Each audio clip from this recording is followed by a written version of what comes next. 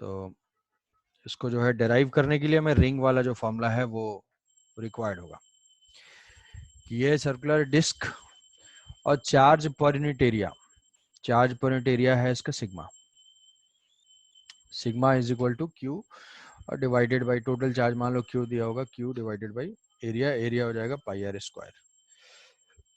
ये सिग्मा और ये सिग्मा यूनिफॉर्मली डिस्ट्रीब्यूटेड है, मतलब हर जगह जो है एरिया सेम है, charge per unit area same है। तो ये सर्कुलर डिस्क है, इस सर्कुलर डिस्क के डिफरेंट डिफरेंट पॉइंट से एक्सिस की डिस्टेंस चेंज हो रही है। ये है सेंट्रल एक्सिस, सेंट्रल एक्सिस से ये है एक्स और ये है पॉइंट, और यहाँ से ये है इसकी रेडियस। तो हमें इसके इलेक्ट्रिक फील्ड का फॉर्मूला डिराइव करना है, उसको याद रख लेना है अल्टीमेटली। तो इसमें क्या है कि इसमें हम पहले एलिमेंट वाइज फाइंड करेंगे, कि हमारा बेसिक अप्रोच है किसी भी चार्ज डिस्ट्रीब्यूशन की वजह से क्या करते हैं, पहले डीई फाइंड करते हैं और इस डीई को ऐड कर देते हैं, वेक्टर वाइज ऐड कर देते हैं, इसमें इंटीग्रेट कर देते हैं। तो अगर सारे डीई सेम डायरेक्शन में हैं तो डायरेक्ट इंटीग्रेट कर देते हैं, अगर सारे डीई अलग अलग डायरेक्शन में आ रहे हैं तो क्या करते हैं, उसका कंपोनेंट लेके ऐड करते हैं।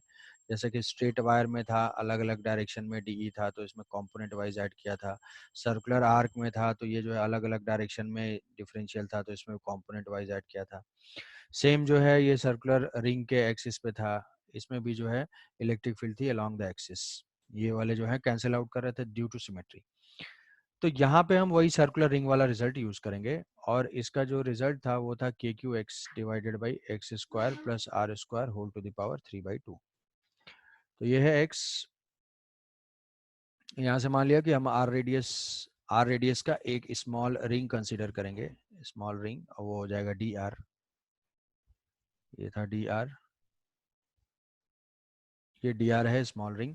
और इससे जो है एक्स एक्सिस पे अब इस रिंग के ऊपर चार्ज कितना होगा, इस रिंग के ऊपर चार्ज हो जाएगा d q is equal to charge per unit area into area.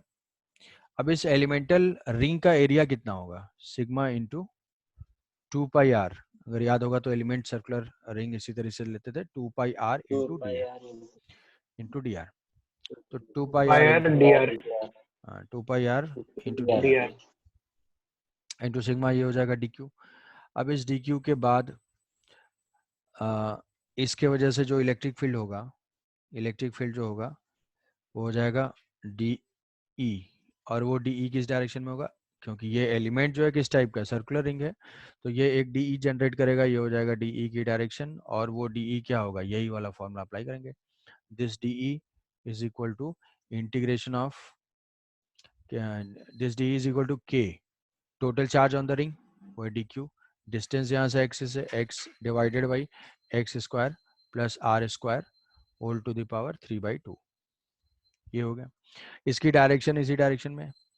अब हम ये रेडियस इंक्रीज करते जाएंगे, ये जो एलिमेंट है इसकी रेडियस इंक्रीज करते जाएंगे तो इस एलिमेंट की रेडियस धीरे धीरे ऐसे ऐसे इंक्रीज होती जाएगी, तो इंक्रीज होती जाएगी। अब सारे एलिमेंट की वजह से इलेक्ट्रिक फील्ड सेम ही डायरेक्शन में है, सेम डायरेक्शन में है, तो हम क्या करेंगे, उसको डायरेक्ट इंटीग्रेट कर देंगे, तो नेट जो इलेक्ट्रिक फील्ड होगा वो किसके अलॉन्ग आएगी, इसी एक्सिस के अलॉन्ग ही होगी, और इसी को हम इक्वेशन को इंटीग्रेट कर देंगे। अब इसमें प्रॉब्लम ये है कि इसको जैसे मान लो इसको हम लिख लेते हैं, तो ये सिग्मा 2πr, तो ये हो जाएगा k into 2π sigma 2π into sigma, और फिर ये है आर डी आर, तो ये हो जाएगा आर डी आर, तो यहाँ पे x भी है और r भी है और dr भी है, divided by x square plus are square 3/2। तो यहाँ पे क्या x वेरिएबल है, कहीं को तो ऐसा फील हो रहा होगा कि x वेरिएबल है, x क्या है, x एक पॉइंट है, x जो हमने लिया है एक्सिस पे कोई पॉइंट है, इस पॉइंट पे फील्ड फाइंड कर रहे हैं, तो ये x क्या है, x कांस्टेंट है। हाँ सर यहाँ कांस्टेंट यहाँ वेरिएबल है r, रेडियस रिंग का रेडियस वेरी कर रहा है, तो वो वेरिएशन कहाँ से कहाँ तक होगा, कांस्टेंट है कि 0 से जो स्मॉल r का वेरिएशन है, small r is equal to capital R तक। तो यहाँ पे एक ही वेरिएबल जीरो है से सिर्फ कैपिटल आर r, तो ये हो जाएगा 0 से कैपिटल R। अब बाकी रही बात इसके इंटीग्रेशन की, तो इसको इंटीग्रेट करने के लिए हमें सब्सटीट्यूशन यूज करना पड़ेगा, और वो सब्सटीट्यूशन इस टाइप का होगा कि कभी भी अगर r स्क्वायर होता है तो उसको हम t स्क्वायर पुट कर सकते हैं, तो r डी आर, जैसे ये क्वांटिटी है हम इसको t स्क्वायर ले लेते हैं, इस क्वांटिटी को। बाकी सारा ये इसको इंटीग्रेट करना है, तो केवल वो उसके बाद मैथमेटिकल इंटीग्रेशन की टेक्निक है और कुछ नहीं है इसमें। तो इसको हम टी स्क्वायर ले लेते हैं। तो ये अगर टी स्क्वायर होगा तो x square plus are square is equal to t square. फिर अगर उसको हम डिफ्रेंशिएट करेंगे तो उसको डिफ्रेंशिएट करेंगे तो इधर आ जाएगा 2r dr, 2r dr। यहाँ से उस क्वांटिटी को हमने ले लिया कि जो आर स्क्वायर है plus x square is equal to t square. इसको डिफ्रेंशिएट किया d r by d t, तो ये आ जाएगा 2r dr। इस x का differentiation 0 is equal to 2t dt। ये हो जाएगा, ये 2 कैंसिल आउट हो जाएगा, r dr is equal to t dt। तो ये इक्वेशन हो जाएगा यहाँ से कि जो 3/2 था, ये देखो यहाँ पे इंटीग्रेशन है 1/t स्क्वायर में हो जाएगा। ये यहाँ पे dq जो है पुट किया, dq is equal to 2πr dr, और यहाँ पे ये हुआ इंटीग्रेशन, यहाँ पे x square plus are square को टी स्क्वायर लिया, तो यहाँ से हो जाएगा r d r is equal to t d t. अब आर डी आर को जब यहाँ पुट करेंगे तो ये देखो, ये 2 सिग्मा के एक्स, ये सारा कॉमन हो गया, r d r is equal to t d t, और यहाँ पे इसके जगह टी स्क्वायर पुट किया तो ये 2 कैंसिल आउट हो गया, ये हो जाएगा टी क्यूब, तो ये आ जाएगा टी स्क्वायर। टी स्क्वायर के बाद फिर से हम इसको इंटीग्रेट करें तो 1/t स्क्वायर का इंटीग्रेशन हो जाएगा -1/t। ठीक है, t to the power n+1 divided by n+1, तो ये टी टू द पावर -2 है, तो -2 + 1 डिवाइडेड बाई -2 + 1, तो -1/t। तो ये हो जाएगा 2 सिग्मा के x इंटू -1/t, और t जब देखोगे या t, तो 1/t क्या हो जाएगा, square root of x square plus are square, small r square, और लिमिट क्या हो जाएगी 0 to r। ठीक है, ये इंटीग्रेट करने के बाद 1/t स्क्वायर का इंटीग्रेशन हो जाएगा -1/t, और फिर से t को हम ओरिजिनल वेरिएबल में पुट कर देंगे। इसको बोलते हैं इंटीग्रेशन बाय सब्सटीट्यूशन। तो अब ये लिमिट पुट करेंगे तो ये आ जाएगा 2 के जो भी है 2 के सिग्मा, 2 के सिग्मा इंटू एक्स, और यहाँ पे अगर x 0 पुट करेंगे,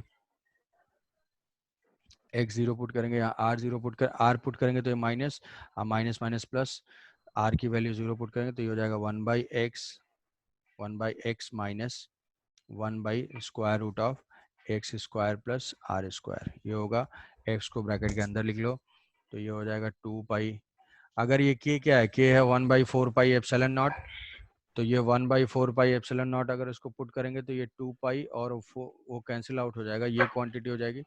देखो ये 2 k सिग्मा क्या हो जाएगा, ये 2 k है 1/4 एप्सिलॉन इंटू सिग्मा, तो ये 2 जो है ये 2 हो जाएगा, तो ये सिग्मा/2 एप्सिलॉन नॉट, सिग्मा/2 एप्सिलॉन नॉट, तो सिग्मा/2 एप्सिलॉन नॉट, ये टर्म हो जाएगा सिग्मा/2 एप्सिलॉन नॉट, और यहाँ पे आ जाएगा सिग्मा/2 एप्सिलॉन नॉट, एक्स ब्रैकेट के अंदर जाएगा 1 minus x by square root of x square plus are square, और यहाँ से x square by r, x by क्या हो जाएगा, ये याद रखो, ये डिस्क है, लास्ट स्टेप है भाई, ये आर है, ये एक्स है, और ये एंगल मान लेते हैं हम थीटा नॉट। थीटा नॉट क्या है, इसके सर्क्यूमफेरेंस के साथ जो एंगल फॉर्म करा, तो ये क्या हो जाएगा, कॉस थीटा हो जाएगा, x divided by this is equal to cos theta. तो जो इलेक्ट्रिक फील्ड का इज इक्वल टू सिग्मा/2 epsilon naught 1 minus cos theta naught. तो ये याद रह जाएगा इसमें कि अगर हम बहुत ही क्लोज जाते हैं, इस डिस्क के बहुत ही क्लोज जाते हैं, तो ऐसे केस में क्या हो जाएगा, थीटा नॉट किधर जाएगा, थीटा नॉट टेंड्स टू क्या 0 डिग्री होगा या 90 डिग्री, अगर हम डिस्क के बहुत ही क्लोज जाते हैं डिस्क के सर 90 डिग्री सर 90 डिग्री की 90 डिग्री होगा। तो जब पॉइंट जो है इसके बहुत ही क्लोज है Yes, डिस्क डिस्क के बहुत ही क्लोज है, मतलब x is very small as compare to radius, तो थीटा नॉट की वैल्यू क्या हो जाएगी, वो हो जाएगी 90 डिग्री। तो जो इलेक्ट्रिक फील्ड की वैल्यू हो जाएगी वो सिग्मा बाई 2 एप्सिलॉन नॉट, जो कि शायद पहले अभी बताया होगा जब वो गॉस लॉ में कुछ डिराइव किए होंगे कि इनफाइनाइट हाँ charge sir. Surf infinite yes sir, charge surface की वजह से क्या है, चार सिग्मा बाई सरफेस के पास। 2 बाई एप्सिलॉन नॉट होता है। तो वो इनफाइनाइट क्यों हुआ, कि इनफाइनाइट का मतलब ऐसा नहीं है कि वो बहुत इनफाइनाइट होना जरूरी है। जैसे मान लो कि ये इसकी रेडियस है 1 मीटर या 0.5 मीटर और ये है 1 मिलीमीटर, तो वो 1 मिलीमीटर के कंपैरिजन में बहुत ही लार्ज हो जाएगा, इनफाइनाइट हो जाएगा। तो ये हो जाएगा सिग्मा बाई 2 एप्सिलॉन नॉट, जो कि यूनिफॉर्म है। इसीलिए किसी चार्ज सरफेस के बहुत ही क्लोज जो इलेक्ट्रिक फील्ड होती है वो यूनिफॉर्म होती है। अगर मान लो कि पॉइंट बहुत ही दूर है, x is very greater than r, तो ऐसे केस में क्या हो जाएगा, theta naught is equal to 0 हो जाएगा। Theta naught is equal to 0 का मतलब क्या हो जाएगा, ये 1 होगा, तो इलेक्ट्रिक फील्ड 0, और ऐसा होना भी चाहिए क्योंकि डिस्टेंस बहुत ही लार्ज है, तो उसका इफेक्ट कुछ नहीं होगा। तो ये फॉर्मूला हो जाएगा sigma by 2 epsilon naught 1 minus cos theta charge circular disc की वजह से। तो इफेक्टिवली तुम्हारे 4 फॉर्मूले हैं स्ट्रेट वायर के, sigma by k lambda by r sine theta 1 plus sine theta 2 और cos theta 2 minus cos theta 1। उसके उससे हमने डिराइव किया था इनफाइनाइट वायर, इनफाइनाइट वायर का हुआ था 2 k lambda by r. Semi infinite wire, उसके थे 2 component, k lambda by r, k lambda by r. Lambda by r, lambda by उसके बाद सर्कुलर सर्कुलर आर्क का था 2 k lambda by r sine theta naught. Charge ring का था वो था k q x divided by x square plus are square to the power 3/2। और ये है चार्ज सर्कुलर डिस्क का है sigma by 2 epsilon naught 1 minus cos theta not. ये चार जो है इस क्वेश्चन ऑब्जेक्टिव में इन्हीं के ऊपर रहेंगे। तो ये था हमारा मैथमेटिकल डेरिवेशन। क्या कोई और डेरिवेशन है? हाँ, हम इसको सॉल्व करते हैं गॉस लॉ से। तो वो गॉस लॉ से जो है डेरिवेशन तुम्हारे सिलेबस में है, जो कि सब्जेक्टिव में आएगा उससे। ये मैथमेटिकल समझने के लिए है। नेक्स्ट है हमारा टॉपिक है motion of charge particle in electric field. Charge particle in electric field, तो स्पेसिफिक इसके ऊपर क्वेश्चन आते हैं। मोशन ऑफ चार्ज पार्टिकल, अब चार्ज पार्टिकल कोई भी इलेक्ट्रिक फील्ड जो है वो फोर्स अप्लाई कैसे करेगा, जो है बेसिक डेफिनेशन ही है कि जो इलेक्ट्रिक फील्ड है that is force per unit charge, force per unit charge. तो जो फोर्स हो जाएगा F is equal to Q E होगा, F is equal to Q into E. अब यहाँ पे अगर चार्ज पॉजिटिव है, चार्ज अगर पॉजिटिव है तो पॉजिटिव चार्ज पे फील्ड के डायरेक्शन में फोर्स होगा, और चार्ज अगर नेगेटिव है तो फोर्स जो है वो फील्ड के अपोजिट डायरेक्शन में फोर्स होगा।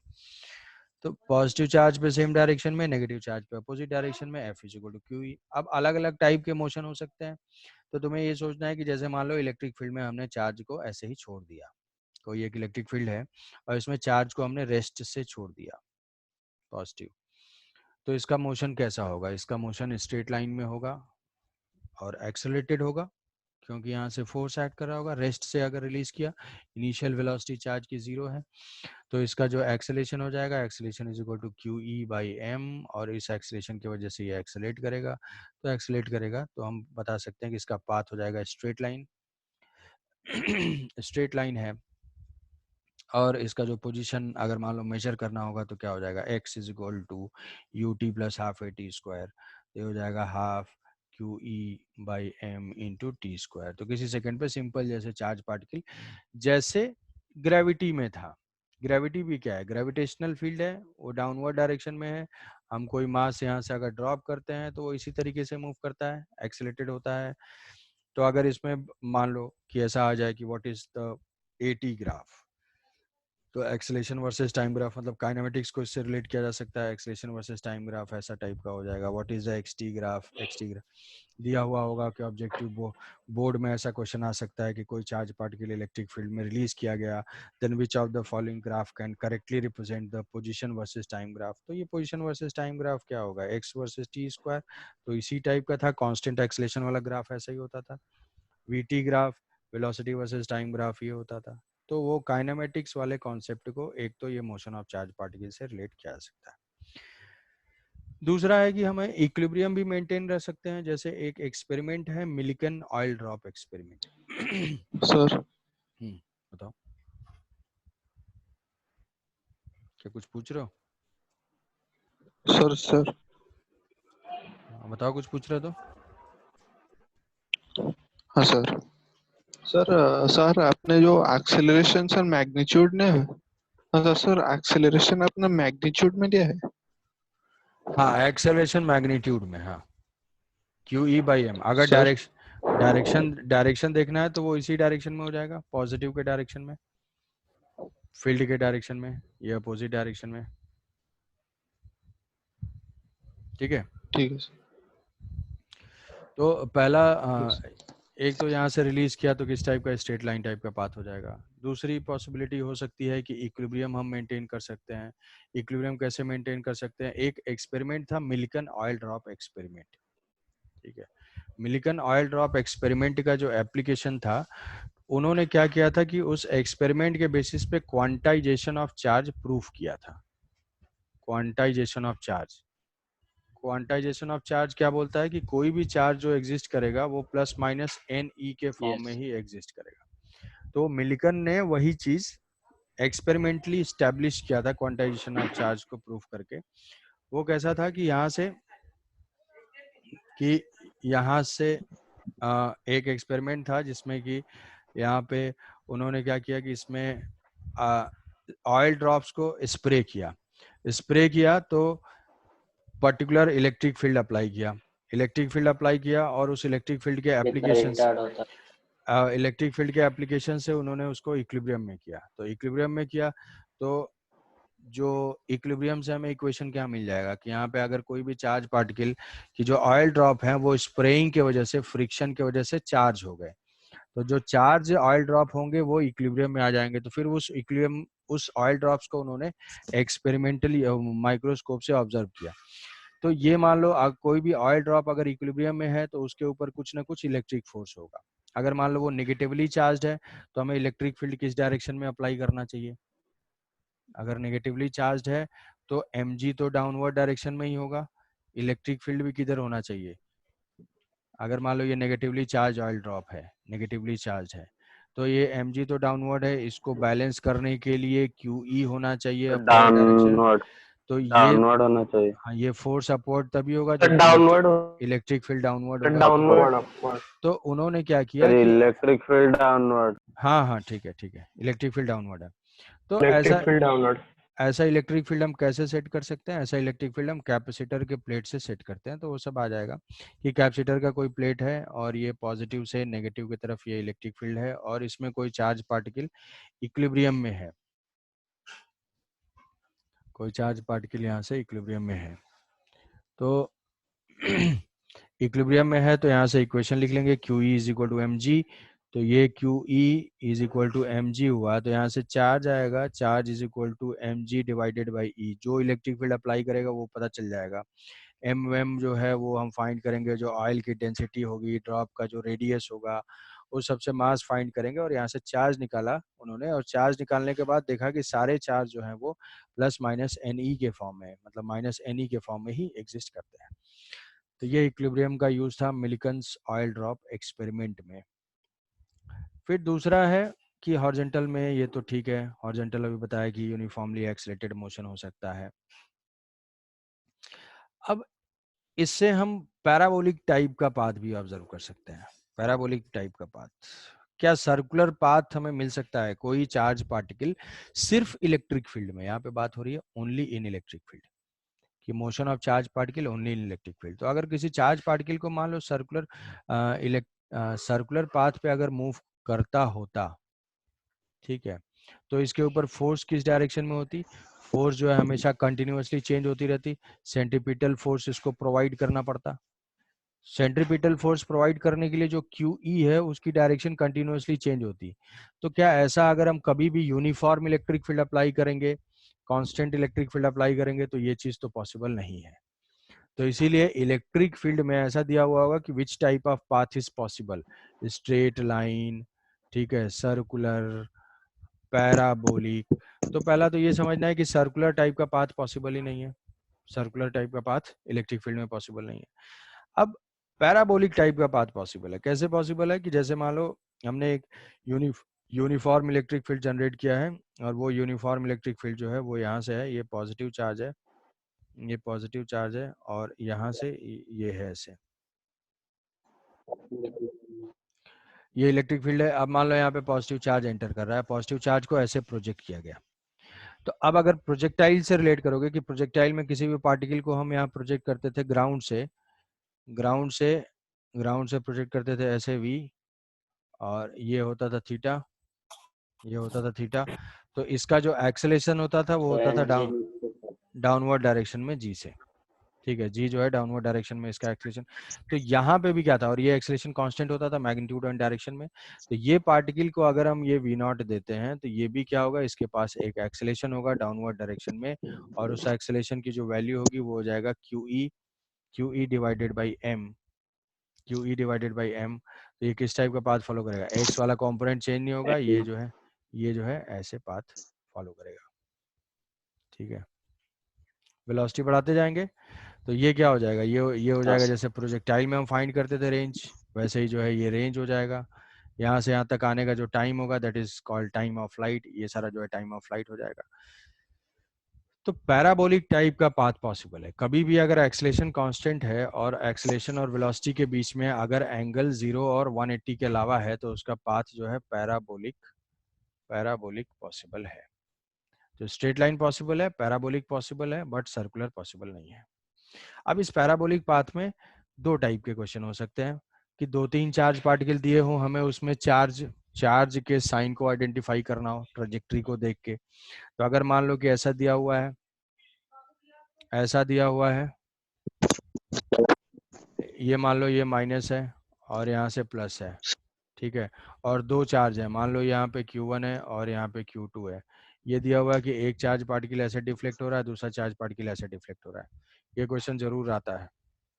तो इसमें ये हमें बताना है कि which one is positive, which one is negative, which one is positive, which one is negative. Electric field ऐसे ही होगा, तो जो नेगेटिव की तरफ जा रहे हैं वो पॉजिटिव होगा। हाँ, जो नेगेटिव की तरफ जा रहा है, या तो ऐसे देख लो भाई, ये अगर ये Q1 plate positive, Q1 positive है और हाँ, Q2 नेगेटिव। ये इस Q1 force is positive, Q2 negative कि फील्ड के अपोजिट डायरेक्शन में इधर फोर्स है तो इधर एक्सेलेरेशन हो जाएगा, तो Q2 के हाँ, तो Q2 जो है वो नेगेटिव हो जाएगा और Q1 जो है वो पॉजिटिव हो जाएगा। ठीक है, Q1 जो है पॉजिटिव हो जाएगा, Q2 जो है नेगेटिव हो जाएगा। तो डायरेक्शन ऑफ डिफ्लेक्शन से हमें चार्ज फाइंड करना हो सकता है। अब इसके बाद नेक्स्ट टाइप का है कि फर्दर एनालिटिकल, मतलब कि हमें टाइम फाइंड करना या कुछ और फाइंड करना। तो जैसे एक क्वेश्चन लेते हैं कि एक प्लेट है, कैपेसिटर की प्लेट है, कैपेसिटर जो है वो इलेक्ट्रिक फील्ड फाइंड करने के लिए यूज होता है। जैसे मान लो सेम ही टाइप के हैं ये सारा, ये क्वेश्चन है, ये क्वेश्चन एक बार अटेम्प्ट करोगे। एक जनरल ये पैराबोलिक वाला मैं बता दे रहा हूँ कैसे हम अटेम्प्ट करेंगे कि ये जैसे मान लो ये एक प्लेट है, ये कैसा प्लेट है, ये स्क्वायर प्लेट है। स्क्वायर प्लेट का मतलब ये ऐसे ऐसे है, ऊपर भी है और नीचे भी है। तो ये जो स्क्वायर प्लेट्स हैं इसकी डायमेंशन है d। अब इसमें मिडिल पॉइंट से, इसके मिडिल पॉइंट से एक चार्ज पार्टिकल, मान लिया कि ये जो है ये पॉजिटिव है और ये जो है नेगेटिव है, ये नेगेटिव चार्ज है। यहाँ से ये इलेक्ट्रिक फील्ड पॉजिटिव से नेगेटिव की तरफ डायरेक्टेड होगा। अब यहाँ से इसको हमने V0 से प्रोजेक्ट किया, ठीक है, और ये डिस्टेंस कितना है, ये d/2 से प्रोजेक्टेड है, और इस पे जो है मास और ये है वेलोसिटी, ये मास है और ये चार्ज क्यू है। तो हमें फाइंड करना है कि find the minimum speed, find the minimum speed so that this charge particle just clears the plate, this charge just clears the plate, just clears the plate का मतलब क्या है कि इससे कोलाइड ना करे, जस्ट इसको क्लियर कर जाए, जस्ट क्रॉस कर जाए। तो अगर हम ऐसे देखेंगे कि ये किस डायरेक्शन में जाएगा, ये पॉजिटिव है, ये पॉजिटिव है, तो यहाँ से किधर जाएगा, ये इस डायरेक्शन में डिफ्लेक्ट होगा। तो जस्ट इतना हो कि जस्ट इसके एज को ग्रेस करता हुआ चला जाए। तो ग्रेस करता हुआ चला जाए मतलब इस प्रोजेक्टाइल की रेंज कितनी हो, इस प्रोजेक्टाइल की रेंज जो है वो d के बराबर हो। तो d के बराबर हो तो हमें पहले फाइंड करना चाहिए कि कितना टाइम, रेंज कैसे फाइंड करेंगे, range is equal to d. पहला कंक्लूजन ये है कि इस प्रोजेक्टाइल की जो रेंज है वो डी के बराबर होनी चाहिए। अब रेंज कैसे फाइंड करेंगे, अब पता है कि जो भी एक्सेलेरेशन है वो तो डाउनवर्ड डायरेक्शन में है, वो एक्सेलेरेशन कितना है, A is equal to Q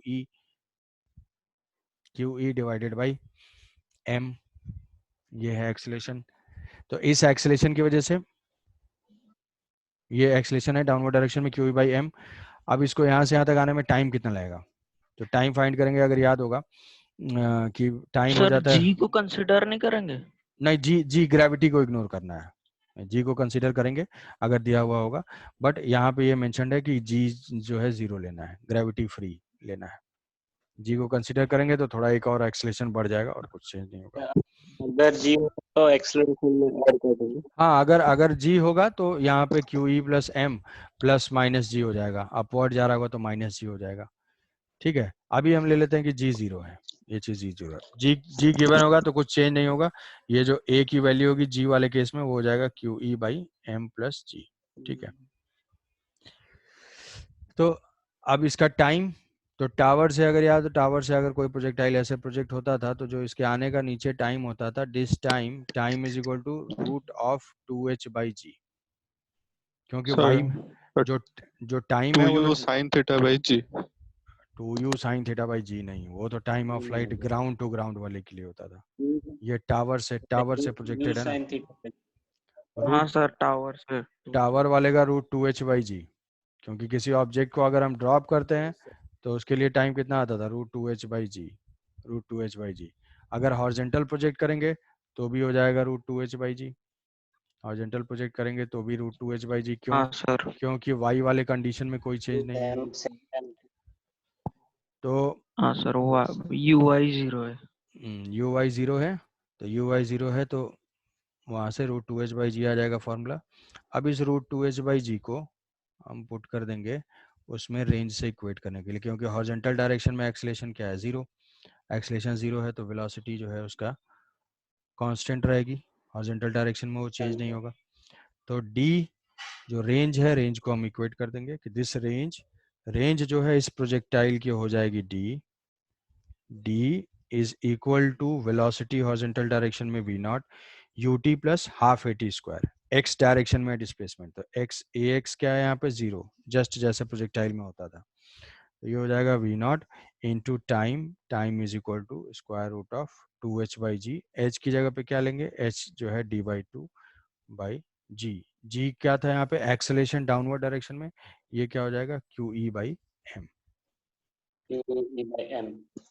ठीक है, तो जो रेंज होनी चाहिए, इसकी रेंज जो होनी चाहिए, अगर कंडीशन हमें डिराइव करना है तो ये हमने फाइंड किया range, velocity into time, this range should be greater than और इक्वल टू क्या हो जाना चाहिए, टी के बराबर होना चाहिए। क्योंकि अगर कोलाइड करना है तो क्या होनी चाहिए कि जो इस प्रोजेक्टाइल की रेंज हो, यहाँ से जो प्रोजेक्टाइल की रेंज हो, ये रेंज हो, इसकी वैल्यू अगर डी से ज़्यादा होनी चाहिए, तो this should be greater than और इक्वल टू डी।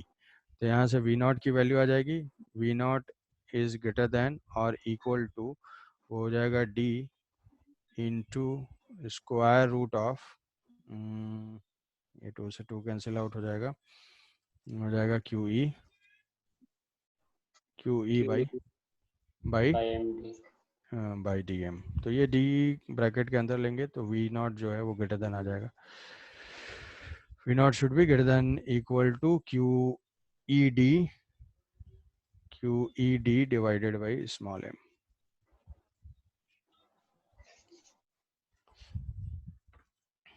ठीक है, तो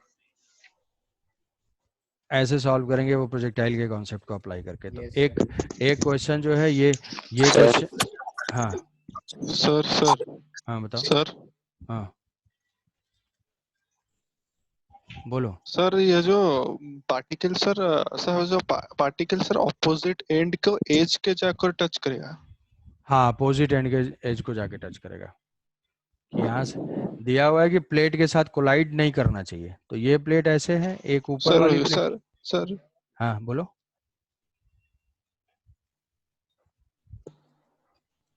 सर मतलब सर जस्ट टच करके क्लियर करेगा या प्लेट के ऊपर नहीं, जाकर एज इससे पे ज्यादा गिरेगा? एज पे गिरेगा इस केस में जब ये एग्जैक्टली इक्वल होगा तब। तो अगर हमें क्लियर करना है तो मिनिमम इससे स्पीड थोड़ा सा ज्यादा रखना होगा, कि अगर एग्जैक्टली ये जो इक्वलिटी अगर ले लेंगे तो ये जाके एज से कोलाइड कर जाएगा, ऐसे एज से जाके ये कोलाइड कर जाएगा। कंडीशन है कि दोनों प्लेट्स को वो टच नहीं करेगा, सिर्फ जैसे कोलाइड करके जाएगा।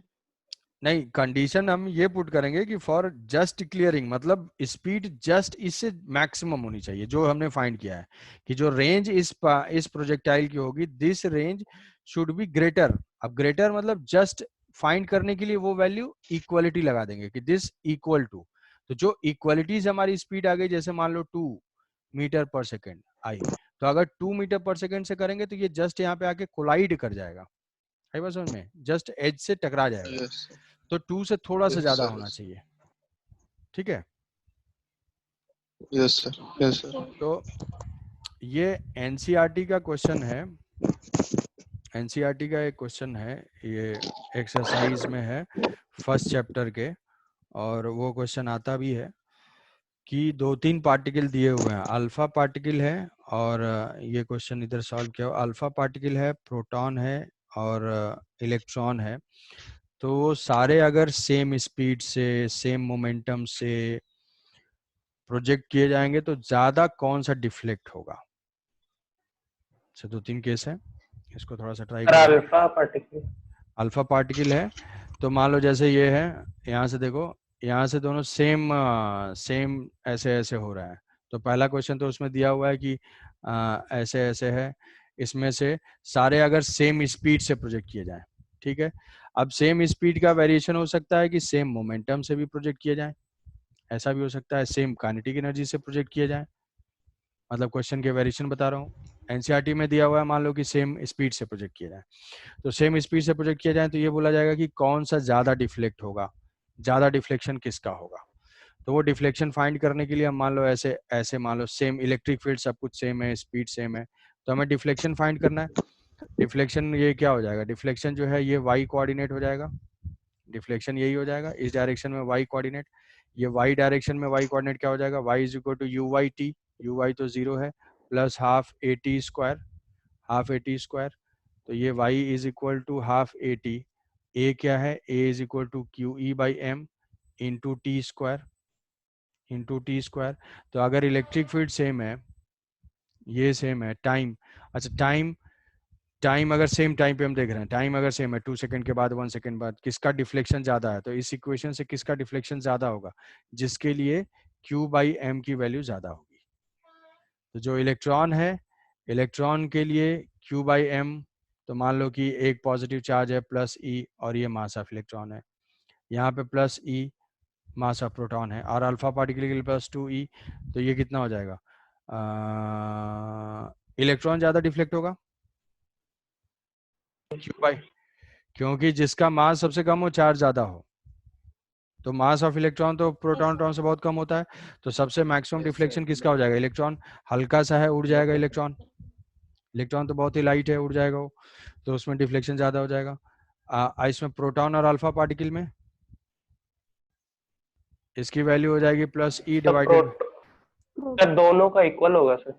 अब q बाई एम आएगा और यहाँ पे 2q बाई 4m आएगा ना, तो ये तो 1/2 आएगा ना।